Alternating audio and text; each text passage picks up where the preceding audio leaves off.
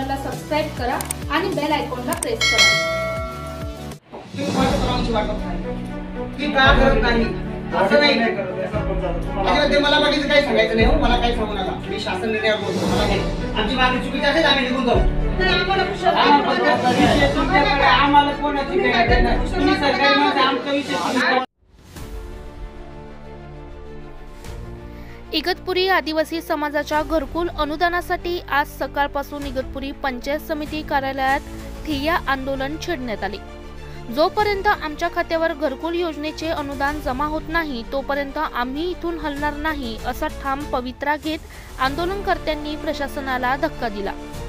एल्गार कष्टकरी संघटनेच्या नेतृत्वाखाली सुरू झालेल्या या आंदोलनाने दिवसभरातच उग्र रूप धारण केले।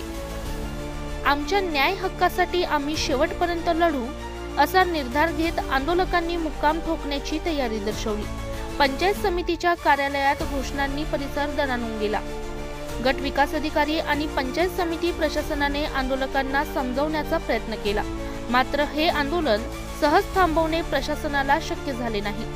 अखेर एल्गार कष्टकरी संघटनेच्या कार्यकर्त्यांनी शासन निर्णयाची प्रत अधिकाऱ्यांसमोर ठेवत त्यांना जबाबदारीची जाणीव करून दिली। या संघर्षपूर्ण लढ्यात यश मिळवताना तब्बल 40 लाभार्थ्यांच्या खात्यावर 90,000 रुपये प्रमाणे पहिला अनुदानाचा हप्ता जमा करण्यात आला आणि त्यानंतरच आंदोलन मागे घेतले गेले। सरकारला हादरा बसला असून या आंदोलनामुळे प्रशासनाच्या कार्यपद्धतीवर प्रश्नचिन्ह उभे राहिले आहे। आदिवासी समाजाच्या हक्कासाठी एल्गार पुन्हा उठणार का? अजून किती जणांना प्रतीक्षा करावी लागेल? सरकार यावर काय पाऊल उचलणार? या सर्व प्रश्नांची उत्तरे येत्या काळात मिळतीलच, मात्र एक गोष्ट स्पष्ट आहे, जेव्हा लोकशक्ती जागी होते तेव्हा प्रशासनालाही झुकावे लागते।